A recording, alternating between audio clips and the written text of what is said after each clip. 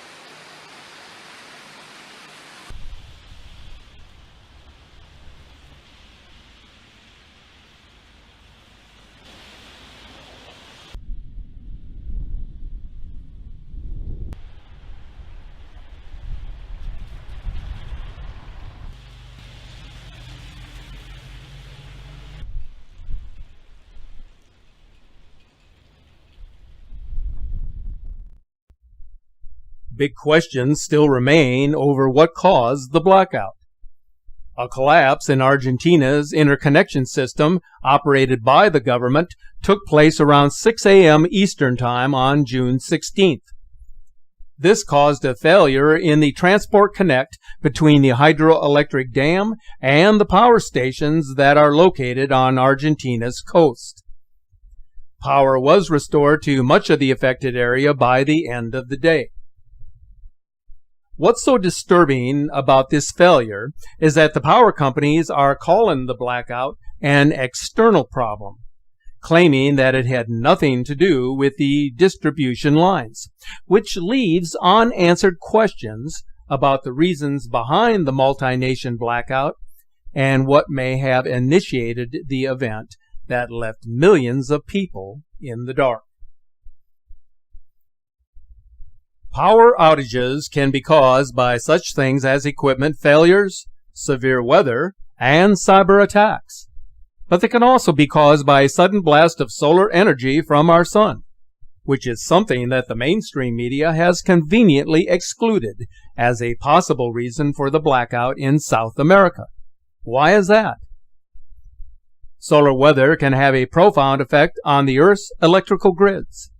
Such events can have a cascading effect on power systems, leading to catastrophic power surges that will automatically shut down the equipment.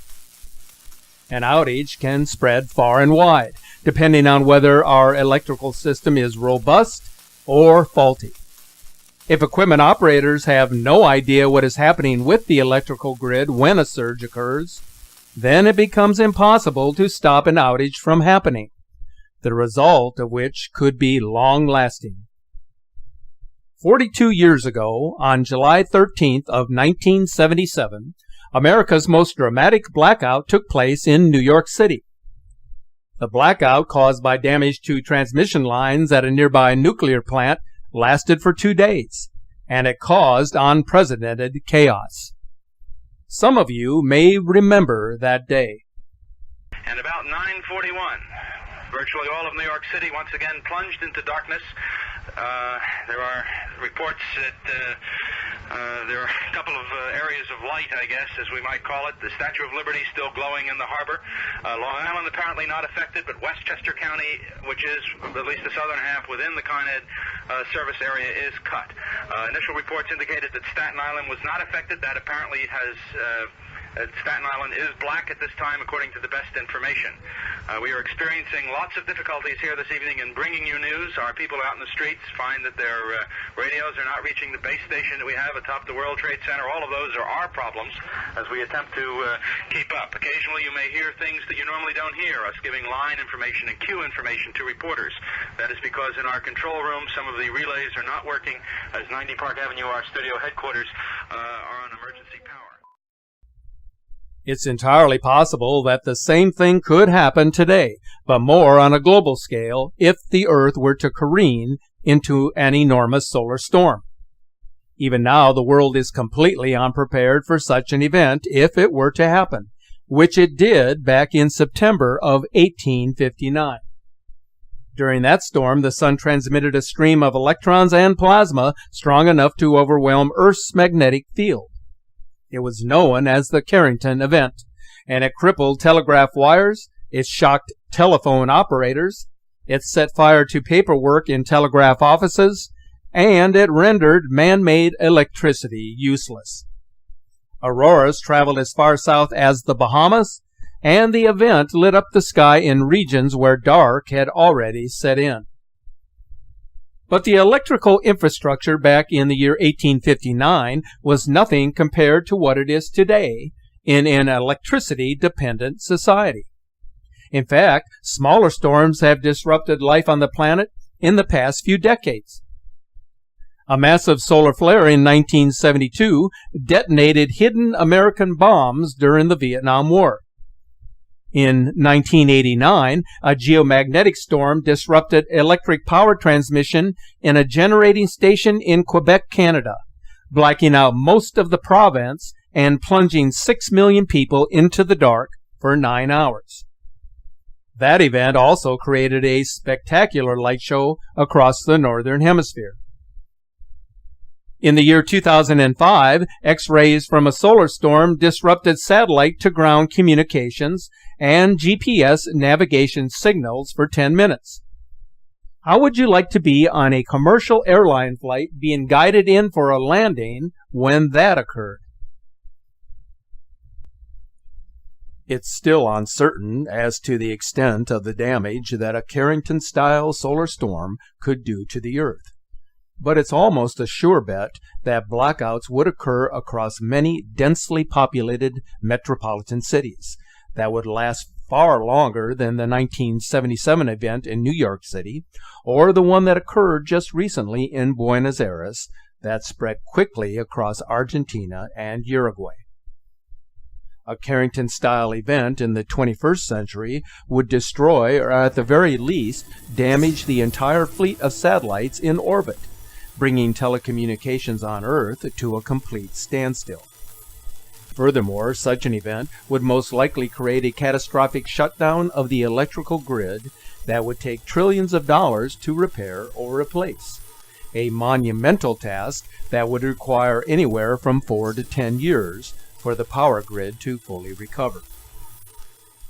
If there is any silver lining with respect to massive solar flares, and its effect on the Earth's fragile infrastructure, it would be that we have no idea when the next big event will happen.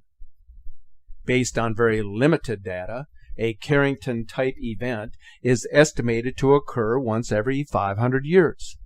But we never know until it is too late. When it does take place, the world that we now know will change in the blink of an eye, with long-lasting consequences for humanity. Thanks for watching.